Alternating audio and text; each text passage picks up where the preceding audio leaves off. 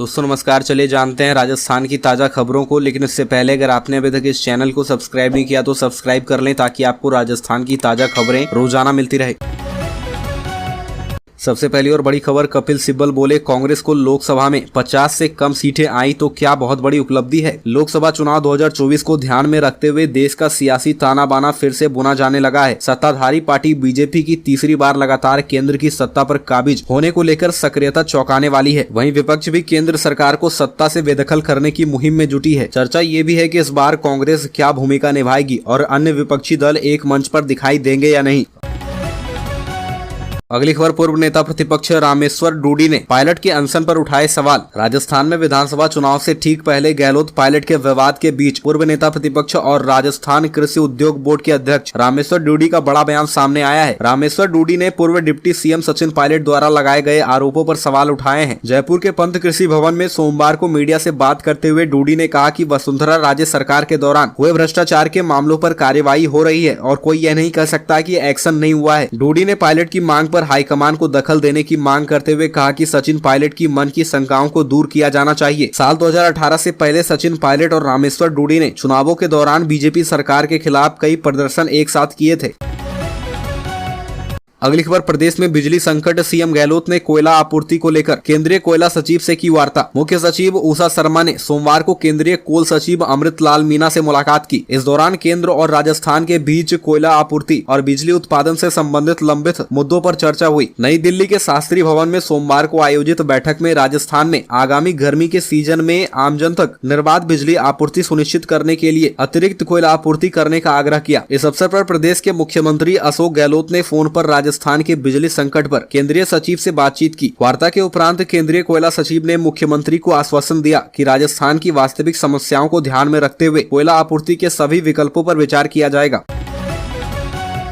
अगली खबर, गुजरात हाईकोर्ट में सुनवाई, राहुल गांधी ने मोदी सरनेम मामले में सजा पर रोक लगाने की मांग। गुजरात हाईकोर्ट में मंगलवार को कांग्रेस नेता राहुल गांधी की याचिका पर सुनवाई शुरू हुई। याचिका में राहुल गांधी की मोदी उपनाम से जुड़ी टिप्पणी के बाद एक आपराधिक मानहानि मामले में सजा पर रोक लगाने की मांग की गई। मामले में राहुल गांधी को सूरत की एक कोर्ट ने 2 साल की जेल की सजा सुनाई थी। इस फैसले के बाद राहुल गांधी को लोकसभा की सदस्यता से भी हाथ धोना पड़ा था। इससे पहले सूरत सत्र अदालत के फैसले को चुनौती देने वाली कांग्रेस नेता राहुल गांधी की याचिका पर गुजरात हाईकोर्ट में 29 अप्रैल को सुनवाई हुई थी। इस दौरान कोर्ट ने राहुल गांधी का प्रतिनिधित्व कर रहे वरिष्ठ वकील अभिषेक मनु सिंघवी से 2 मई तक जवाब दाखिल करने को कहा था। इसके बाद अगली सुनवाई मंगलवार 2 मई को तय कर दी गई थी।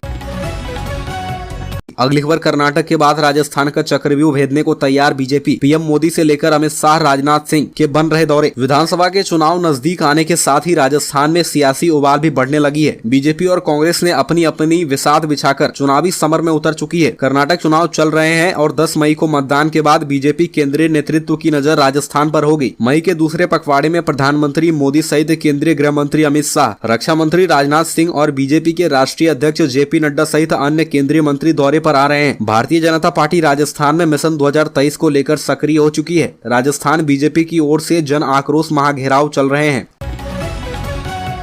अगली खबर, सैनी आरक्षण आंदोलन स्थगित, ओबीसी आयोग 10 दिन में सरकार को सौंपेगा report. Jaipur Agra national highway 21 पर पिछले 12 दिनों से चल रहा सैनी आरक्षण आंदोलन मंगलवार को स्थगित कर दिया गया। आंदोलन के चलते हाईवे पिछले 12 दिनों से बंद था। उधर आंदोलन स्थगित होने के बाद national highway authority of India ने हाईवे की सफाई शुरू कर दी है। फूले आरक्षण संघर्ष समिति के संयोजक मुरारी लाल सैनी ने कहा कि हमने आयोग से 10 दिन में रिपोर्ट मंगवाने को कहा है। बता दें कि आंदोलन के कारण जयपुर से आगरा और आगरा से जयपुर जाने वाले लोगों को काफी परेशानियों का सामना करना पड़ रहा था। वाहनों को भूसावर और नगर होते हुए जाना पड़ रहा था।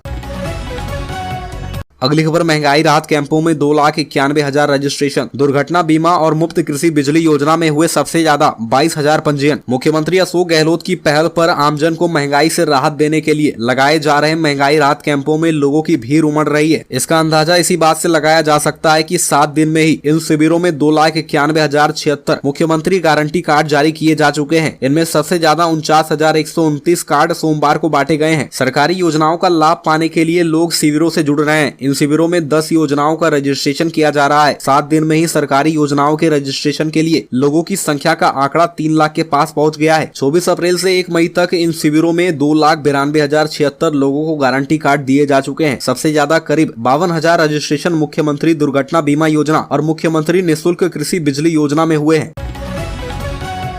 अगली खबर, सात सूत्री मांगों को लेकर सरकारी वाहन चालकों में रोष, काली पट्टी बांधकर जताया विरोध। अखिल राजस्थान राज्य वाहन चालक एवं तकनीकी संघ के आह्वान पर जिले के सरकारी वाहन चालकों ने काली पट्टी बांधकर विरोध प्रदर्शन किया। प्रमोशन सहित सात सूत्री मांगों को लेकर विरोध जताया जा रहा है। 7 दिन तक यह विरोध जारी रहेगा। चालकों ने चेतावनी दी है कि अगर उनकी मांगों पर उचित कार्रवाई नहीं की गई तो चक्का जाम किया जाएगा। वाहन चालक संघ के जिला अध्यक्ष पवन शर्मा ने बताया कि वाहन चालक संवर्ग की लंबित मुख्य मांग पदोन्नति सहित सात सूत्री मांग पत्र को लागू करने के लिए लंबे समय से प्रयास किया जा रहा है। राज्य सरकार को कई बार ज्ञापन देकर अवगत कराया गया। कार्य बहिष्कार कर जयपुर में धरना प्रदर्शन करने के बावजूद वाहन चालकों की मांग पूरी नहीं की जा रही है। वाहन चालक कैडर को पदोन्नति से वंचित रखा गया है।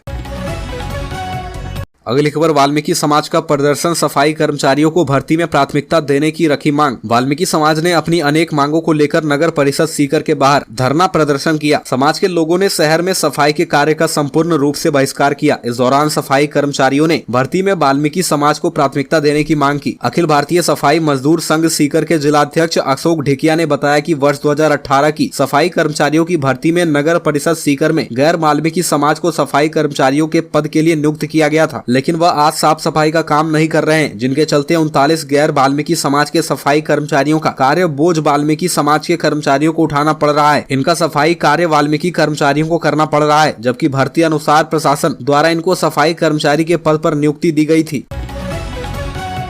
अगली खबर, एमएलए कोटे से खेल सामान की खरीद में भ्रष्टाचार। बहरोड़ विधायक बलजीत यादव के कोटे से सरकारी स्कूलों के लिए स्पोर्ट्स सामान की खरीद में भ्रष्टाचार की बात सामने आ रही है। खरीद वाली फर्मों और सामानों की गुणवत्ता पर सवाल खड़े हो गए हैं। करीब 3 करोड़ रुपए से अधिक के ठेके ऐसी फर्मों को दिए गए जो हाथों हाथ या कुछ समय पहले ही रजिस्टर्ड कराई गई थी। जिन फर्मों से सामान खरीद बताया गया उनमें से किसी ने भी जीएसटी जमा नहीं कराया है। जिनके नाम से फर्म रजिस्टर्ड है वे विधायक के नजदीकी हैं। इनमें से 2 फर्में तो सरकार की ओर से वित्तीय मंजूरी जारी किए जाने के बाद रजिस्टर्ड कराई गई। अगली खबर, पहली बार राष्ट्रपति तक पहुंचा paper leak case. Senior teacher भर्ती 2022 के पेपर लीक मामले में गिरफ्तार आरपीएससी के सदस्य बाबूलाल कटारा को अब अपनी सदस्यता भी खोनी पड़ेगी। राज्य सरकार ने उसके विरुद्ध सख्त कदम उठाते हुए उसे पद से हटाने के लिए सिफारिश राष्ट्रपति मुर्मू से कर दी है। इस संबंध में एक फाइल मुख्यमंत्री अशोक गहलोत के स्तर पर मंजूर करवाकर राष्ट्रपति को भेजी गई है। राजस्थान के राजनीतिक प्रशासनिक इतिहास में यह पहला मौका है जब किसी संवैधानिक आयोग के सदस्य की भ्रष्टाचार संबंधी केस में गिरफ्तारी होने के बाद उसे पद से हटाने की कार्रवाई की जा रही है।